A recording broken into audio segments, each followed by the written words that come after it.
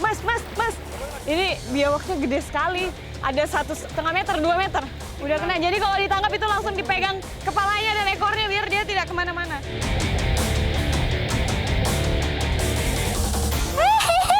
Geli banget. Ikannya geli banget. Geli banget.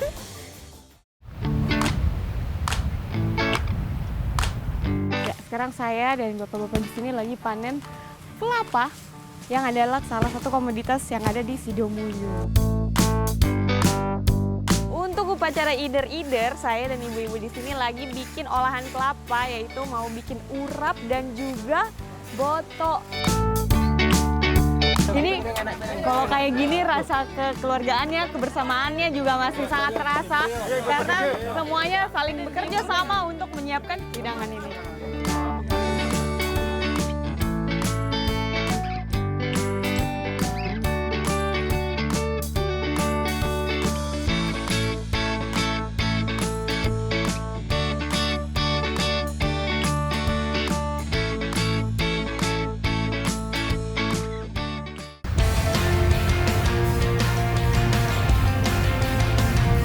Kabupaten Kediri memiliki potensi perikanan air tawar yang cukup menjanjikan. Salah satunya adalah ikan koi dari Desa Pranggang, Kecamatan Pelosok Klaten. Namun, keberadaan kolam-kolam koi di sini kerap disatroni salah satu predator yang sering memangsa ikan-ikan koi di sini.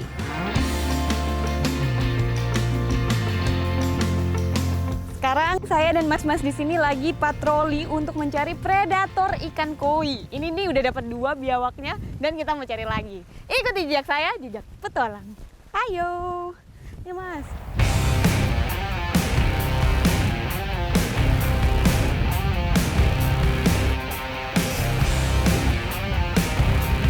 Ih mas, itu digigit. Ih, itu berdarah itu. Iya nih udah keluar darah nih. Ih mas, keluarin. Aduh. Ini cara melepas gigitannya. Cara melepasnya gimana mas? Au. Masukin ke dalam air. Aduh, tapi Coba nanti ya. koi-koi ini nggak apa-apa. Ini kita pegang ekornya Oh, jadi iya. nggak kita lepas. Coba ya Mak ya. Boleh mas. Duh ini udah Au, nyeri. mas, ayo mas. Aduh mas, nggak apa-apa mas. Itu, Nih dia belum mau lepas. Biar mas. Ini dulu. Mas, serius mas? Dia belum mau lepas nih. Ih makin digigit. Mas lepasin. Punya. Mas, tolong mas. Boleh dionten. Ini sekarang lagi mau dilepasin karena tadi coba lepasin ke bawah nggak bisa. Jadi sekarang dilepasin. Ini udah lepas. Terus lepas, terus diambil. Nih bekas gigi. Berdarah. Tapi memang bahaya juga ya. Ternyata kalau ini dia dilepasin. Nih mas, dia tuh kepalanya nggak dipegang. Nggak apa-apa kah? Au. Ini memang harus hati-hati juga dan memang harus hati-hati ini. harus apa namanya? Safety. Punya pengalaman, harus safety juga betul. Tapi itu ada bisanya nggak sih mas? Kalau bisa nggak ada sih biasanya Nggak ada ya, bakteri. Aduh mas. Ntar kita langsung pakai antiseptik udah. Biasa. Oh pakai antiseptik udah aman ya, mas. Aduh, aman mas. Sudah mas. Aman-aman. Tapi saya jadi deg-degan sendiri.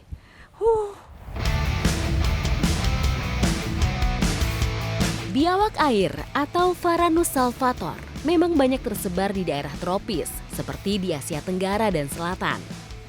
Karakter kolam koi yang memang harus dekat dengan aliran sungai membuat konflik antara petani koi dengan biawak tak bisa dihindari.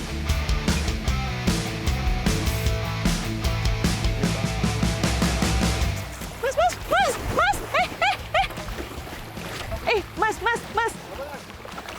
Udah mulai ditangkap ekornya. Saya mau mendirikan juga saya agak deg-degan. Itu ketangkap. Itu. Mas. Ini udah aman kah? Ini Mbak ini. Mas. Ini udah aman kah? Aman. Aku ya. Dan pelolong sini. Waduh. Ini biawaknya gede sekali. Ada 1,5 meter, 2 meter. Sudah kena. Wah. Ini Pak, tengah. Udah kena. Jadi kalau ditangkap itu langsung dipegang kepalanya dan ekornya biar dia tidak kemana-mana. Jadi ini kira-kira panjangnya 1,5 meter. 1,5 meter. 1,5 meter. Dan Terus beratnya? Beratnya kira-kira 5 kilogram. 5 kilogram. Ini juga kulitnya ini tuh kalau misalnya dipegang ini kasar. Kasar. Ini bagus ini.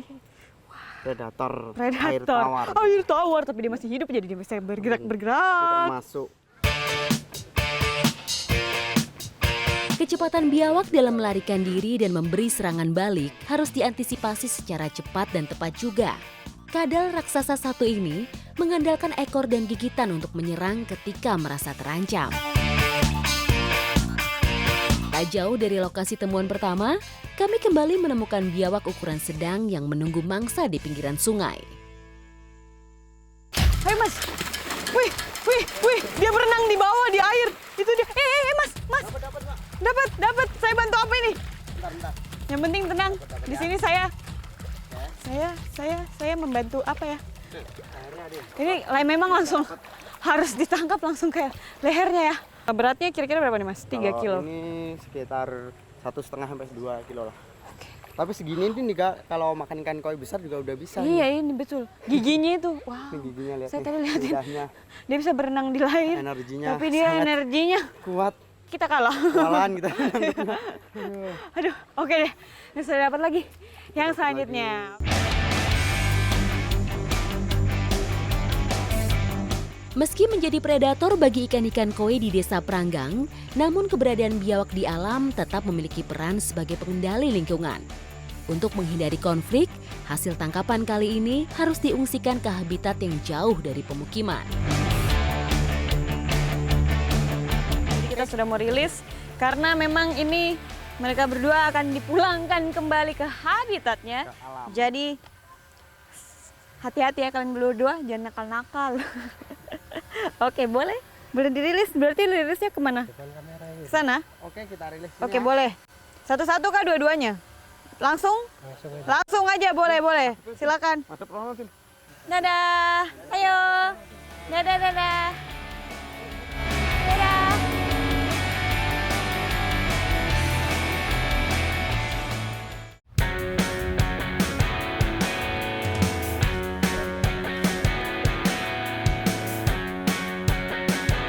Setelah tadi kita memburu predator yang sering memakan ikan koi, sekarang waktunya panen salah satu ikan hias yang cukup digemari oleh para pencinta ikan hias, yaitu ikan koi ini. Ini udah mulai masuk nih.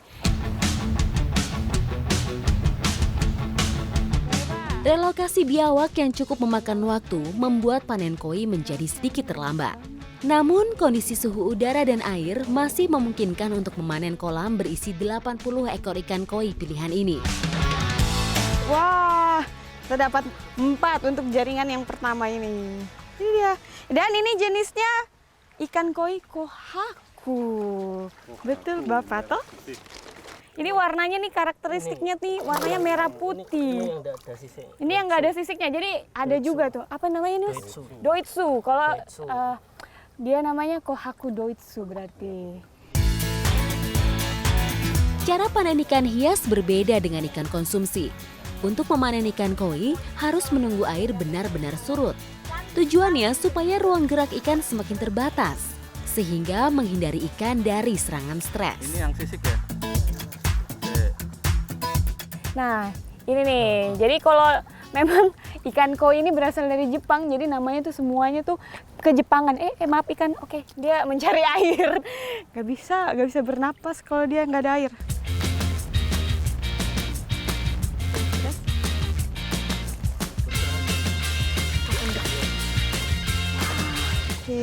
Oke. Ya, ini sudah. Sekarang kita mau lanjut lagi. Mas, ini berarti habis ini taruh di mana? Taruh sana. Taruh di sana ya? Iya. Oke, sip Mas. Lanjut Mas. Ayo Pak. Mas, let's go. Keluarga ikan karper ini sudah mulai keluar dari negeri Sakura di awal abad 19. Di Pulau Jawa sendiri ada beberapa sentra budidaya koi. Di antaranya adalah Blitar, Kediri, Sukabumi. Ayo Mas. Memang ini susah-susah gampang ya. Tapi kita bagi tugasnya keren banget. Ada yang jaring, terus ada Bapak sama Mas tadi semprot-semprotin air biar ikannya lari ke sana. Kita dapat deh yang kedua ini. 3. Wah, ini kira-kira yang dapat ininya nggak ya Pak? Ini nggak ada siripnya lagi. Waduh. Oke, ini dia. Jongkok Mas. Wah, kita dapat yang apa tadi yang jujitsu? Ini kohaku sisik ini. Kohaku Ini sisik. ya, yang ini Doitsu. yang ini sangke soa apa sangke Pak? Pindai Ini- soa. Nah, ini juga kalau misalnya pegang koi itu ternyata memang ada dia punya Kepala teknik. sama- Kepala dan ekor. Iya. Kepala Tapi sama ekor. kalau yang nggak ada sisiknya ini tuh betul-betul kayak kulit manusia. Iya. Licin banget. Ya udah.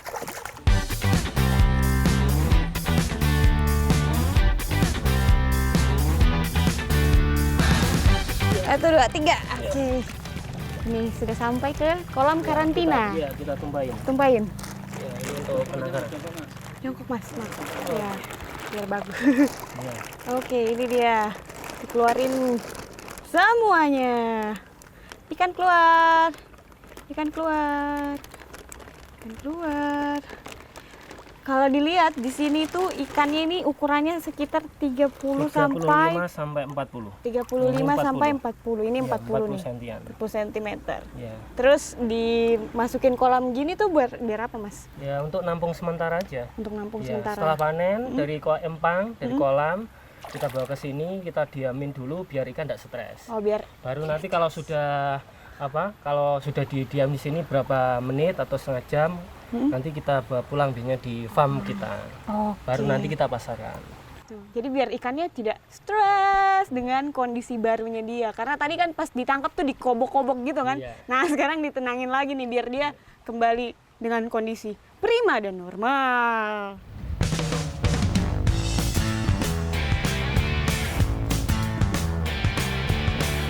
Pemanenan ikan koi selalu dilakukan secara periodik. Untuk memaksimalkan pertumbuhan ikan, maka semakin besar ikan, jumlahnya di dalam satu kolam harus dikurangi. Geli banget. Ikannya geli banget. Geli banget. Aduh. Lewat di kaki itu geli banget. Kalau misalnya ada apa namanya? Terapi ikan, ini kalau ikan koi lewat di kaki itu geli banget. Terapi bahagia ini kayaknya. Sebagai ikan hias, ada beberapa kategori yang sangat mempengaruhi harga jual ikan koi. Selain ketajaman dan keseimbangan corak warna, ukuran serta bentuk badan yang proporsional pun menjadi acuan. Sebagai ikan hias, koi memiliki pasar yang sangat luas. Jakarta, Surabaya, Denpasar menjadi kota-kota yang rutin minta kiriman ikan koi dari desa Pranggang. Harganya pun cukup beragam, mulai dari puluhan ribu hingga jutaan rupiah per ekornya. Semua tergantung jenis, motif, dan ukuran ikan. Dan kalau misalnya kita lihat ini ikan koi ini dia punya pola itu bermacam-macam, nggak semuanya sama dan itu yang membuat dia bisa dibedakan ke grade-grade tertentu. Nanti di kolam ini bisa dibedakan. Jadi sekaligus disortir juga nih di sini. Iya, Mas. Betul. Ini kalau yang paling coraknya paling bagus menurut Mas yang mana, Mas? Kalau saya yang apa? Yang sisik, Coba yang mana? kalau saya suka ini. Yang ini. Ini kelihatannya. Gitu ya. Coba Mas di. Iya. Masnya suka susah ditangkap. Ini dia. Tapi warnanya kurang. Nah, Warnanya kan agak oranye ini. ah, Kalau yang merah kan ada. ini dia. Ini kalau ini sisiknya apa namanya? sisiknya. Polanya bagus ya. Iya. Nah, ini yang bersisik nih. Iya. Ini kata Masnya bagus nih. Nah. Lihatnya gini, Mbak. Lihatnya gimana? Lihatnya gini. Bentar. Gimana tuh? Ini. Oh, dari Ya, dari ini kan, atas. Ini kan ada strip-stripnya ini. Oh, jadi dari sini Iya, ada lihat strip, iya. warnanya. Sini sampai sini. Iya.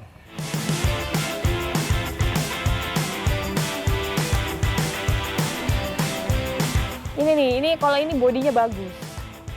Ini body bagus tadi yang itunya bagus mana Mas? Polanya menurut Mas? Itu dia. Sabar, sabar. Sabar. Iya dia kabur. Itu. Ini bagus. Kalau saya sukanya yang mana ya? Coba kalau Mbaknya pilihnya mana? Saya tuh harus dikasih tahu dulu Mas. Ini juga bagus, kisi-kisinya. Oh, ini juga bagus. Oh, jadi kalau ini Getsu. oh Getsu. Ini nggak ada namanya maruten. maruten. Kenapa Iya. maruten? Ya ada kepala, ada warna merahnya bundar di depan ini, ini. di kepala ini. Ini dia. Ya maruten. Maruten. Jadi satu jenis punya berbagai macam nama. Ikuti jejak saya, jejak petualang.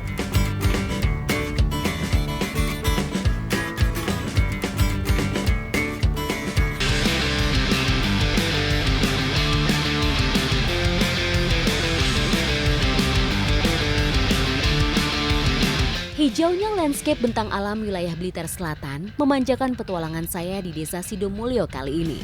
Hamparan sawah tebu dan padi mengisi panorama di sekitar Rawangembak. Sekarang saya dan masyarakat di sini lagi berada di Rawangembak Putra dan kita lagi cari biota air tawar yang sering ditemukan di sini. Apakah dia? Ikuti jejak saya, jejak petualang. Gampang-gampang susah untuk mencari biota buruan kali ini. Selain kondisi air yang agak keruh, keberadaannya di dasar air juga butuh kepekaan indera peraba. Teknik mencarinya itu namanya di sini tuh gogo atau itu mencari di dalam air dengan menggunakan tangan. Jadi tangan kita nih masuk ke dalam dan di dalamnya tuh baru cari-cari. Saya belum dapat ini. Bapak Ibu sudah dapat kah? Sudah dapat banyak. Ini kalau misalnya saya dapat itu ada saya dapat yang kecil-kecil seperti ini. Tapi yang ini belum bisa dikonsumsi. Jadi dibuang lagi biar dia bisa semakin besar. Saya dapat 4 Bapak Ibu. Ini dia namanya cool atau biasanya kalau bahasa Indonesianya disebut keong emas. Di sini Sidomulyo bilangnya cool. Ini ya. Oke Ibu, saya mau taruh situ Ibu. Kol atau keong mas merupakan moluska bercangkang yang melimpah jumlahnya saat musim hujan. Habitatnya di air yang tenang, seperti danau, sungai aliran irigasi, bahkan di persawahan padi yang masih tergenang air. Maka tidak heran jika dia dianggap musuh petani karena sering memakan daun padi yang masih muda.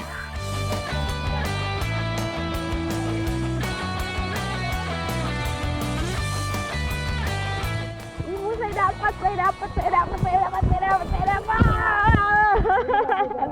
Dapat banyak. Bapak juga dapat.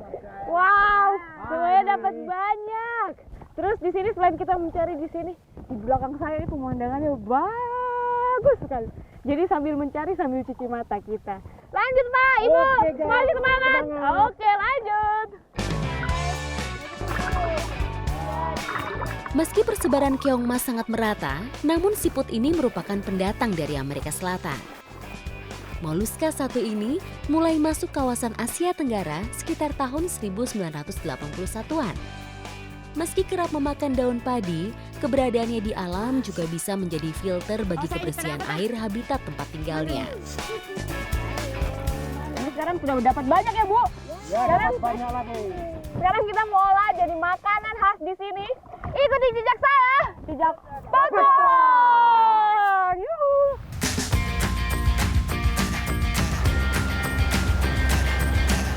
Bertualang ke Blitar Selatan, tak afdol rasanya jika tak mengunjungi salah satu hidden gem yang ada di sini.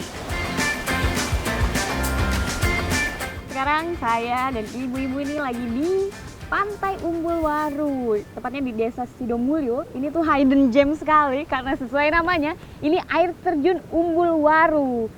Jadi ada pantainya dan juga ada air terjunnya. Sambil kita mengolah tangkapan tadi, keong mas, sekarang kita bisa menikmati pemandangan ini. Ikuti jejak saya, jejak petualang. Untuk mengolah keong mas sebenarnya cukup mudah. Cukup direbus selama setengah jam saja, dagingnya sudah matang. Selain itu, cara perebusan juga mempermudah untuk mengeluarkan daging siput dari cangkangnya. Namun, petualangan akan semakin kaya jika bisa mencicipi kuliner suatu daerah dengan bumbu uniknya.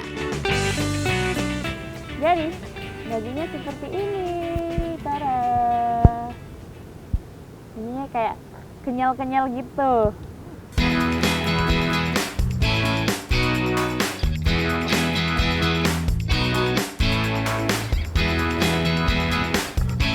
Kita masaknya nggak pakai minyak, tapi pakai santan karena memang santan itu sudah mengandung minyak. Terus ini kita masaknya bumbu rengseng. Kalau tumisan bumbu sudah matang, barulah kuah santan dimasukkan supaya semakin menambah rasa gurih olahan krengsengan keong mas kali ini. Ini dimasukin sebelum mendidih karena kita mau dagingnya itu bumbunya meresap sampai ke daging-dagingnya. Jadi biar pas dimakan tuh lezat tuh. Oke. Agak panas. Oke, ini sudah mulai tercium aroma-aromanya lezat menggoda. Wah, karena santannya juga aromanya kuat sekali dan santan itu dari kelapa. Jadi memang kelapa itu jos gandus. Krengsengan merupakan satu olahan makanan khas Jawa Timur yang menonjolkan rasa pedas gurih pada cita rasanya. Ini sudah siap, kita mau makan sekarang karena memang sudah lapar juga dari tadi kita cari keong masnya. Jadi selamat makan, mari kita makan. Waduh, selamat makan. Saya mau cobain dulu nih.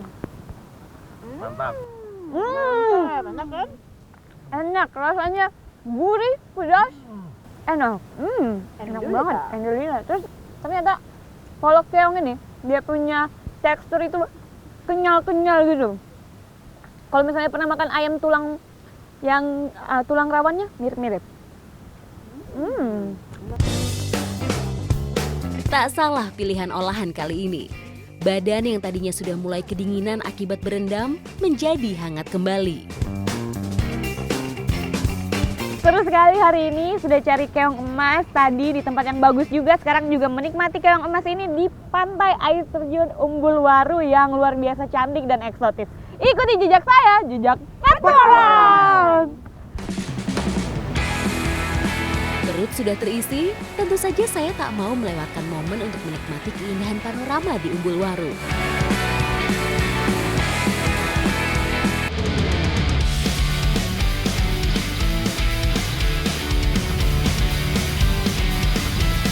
Seperti daerah lain di wilayah pesisir selatan Jawa, kontur alam Desa Sidomulyo, Kecamatan Bakung, Blitar berupa tanah kars yang susah untuk ditanami padi. Kelapa menjadi salah satu tanaman yang mendominasi wilayah perkebunan warga di sini. Ya, sekarang saya dan bapak-bapak di sini lagi panen kelapa yang adalah salah satu komoditas yang ada di Sidomulyo. Dan ini nih lagi jatuh-jatuh banyak banget dan bapaknya lagi di atas. Ikuti jejak saya, jejak petualang.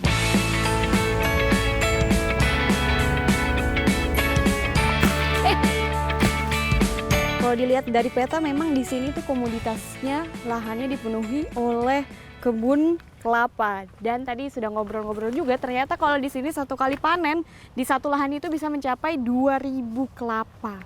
Ini nih 2.000 kelapa yang kita lagi cicil sekarang. Oke, saya mau lanjut bantu lagi. Pohon-pohon kelapa di sini rata-rata sudah berumur 15 hingga 20 tahun.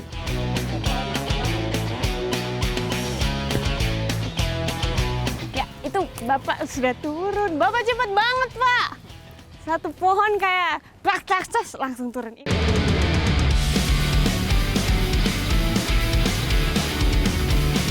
Membawa beban di belakang motor tentu bukan perkara mudah.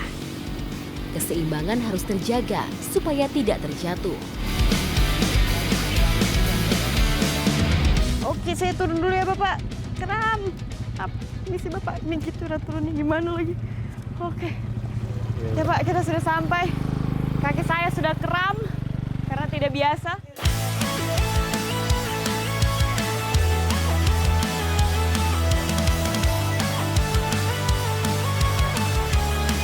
Bagi masyarakat Sidomulyo, pemanfaatan hasil kelapa hanya untuk kebutuhan sehari-hari saja.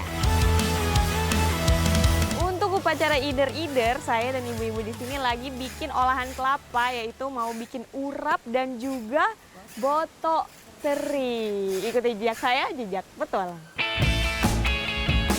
Botok dan urap merupakan olahan makanan yang salah satu bahan utamanya adalah parutan kelapa. Untuk membuatnya cukup sederhana. Setelah bumbu rempah sudah dihaluskan semua, parutan kelapa baru bisa dicampurkan. Penggunaan daun pisang sebagai pembungkus berfungsi untuk membuat botok semakin sedap.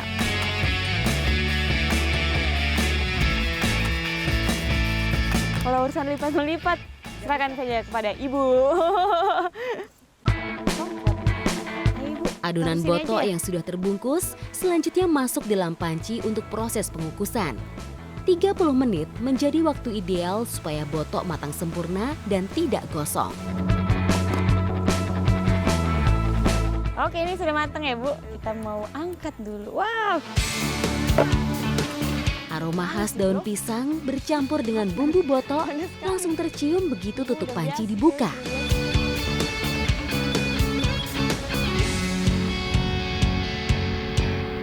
Ini botoknya udah jadi, terus juga urapnya juga udah jadi. Sekarang kita mau bawa ke upacara ider-ider yang nanti akan diselenggarakan. Oke.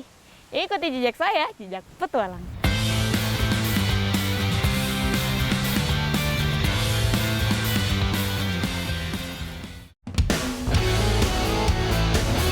Banyak cara yang dilakukan masyarakat Indonesia untuk mensyukuri hasil alam. Salah satunya tentu saja tradisi ider-ider sawah yang biasa digelar masyarakat Sidomulyo menjelang panen sawah padi mereka. Oke, sekarang saya dan masyarakat Sidomulyo ini lagi mau pergi ke sawah untuk melakukan satu tradisi yang namanya metik pari atau ider-ider. Dan di sana kita akan lihat keseruannya dan juga gimana upacaranya. Ikuti jejak saya, jejak petualang.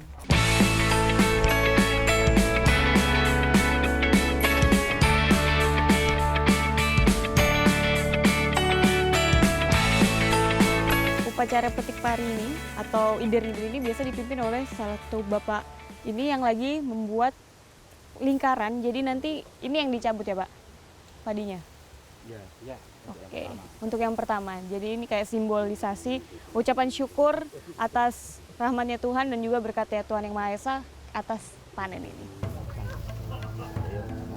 Suasana sakral cukup terasa begitu pemimpin acara mulai memanjatkan doa. Ini sudah selesai dan yang tadi itu sudah diambil sedikit dan itu mau dibawa pulang ke rumah untuk supaya menjadi simbol kalau sudah bisa panen. Oke. Lagi dilihat. Berarti setelah ini sudah bisa panen? Ya. Nah, setelah ini sudah bisa panen. Tidak hanya satu petak sawah saja yang disyukuri, namun semua petak yang padinya memang hendak dipanen.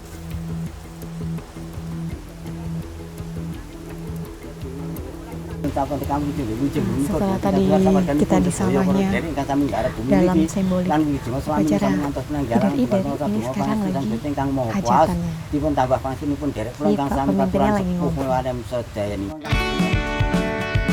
Bukan hanya sawah yang didoakan, melainkan juga hidangan yang akan disantap warga juga harus disyukuri.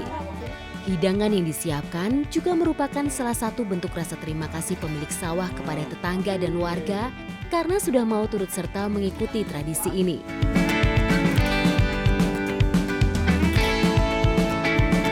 Ini namanya ayam ingkung atau ayam utuh yang sekarang lagi dipotong-potongin sama bapak biar kita bisa makan bersama-sama.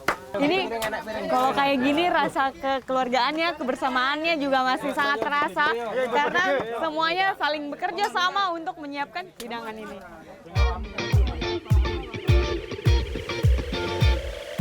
Kita lihat banyak olahan kelapa. Ini dari serundeng juga pakai kelapa. Terus ini juga pelas. Iya, pelas juga dari kelapa. Wah, saya mau yang ini. Ini apa, Pak? Sambal goreng. Sambal goreng. Yang ini mau. Di kita ya, Bapak, boleh? Namanya aku lupa. Ini dari kelapa juga nih. Oke, mantap.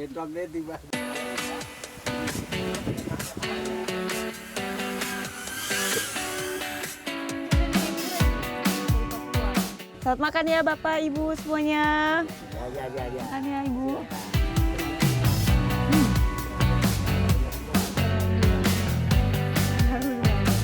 Enak karena ini juga olahan dari kelapa. Jadi memang kelapa itu di sini multifungsi. Kita lihat tadi mayoritas makanannya juga ada kelapanya. Tradisi ider-ider sawah atau petik pari yang masih dipertahankan masyarakat Sidumulyo merupakan salah satu cermin kekayaan khasanah budaya dan tradisi negeri ini. Ikuti jejak saya, jejak petualang.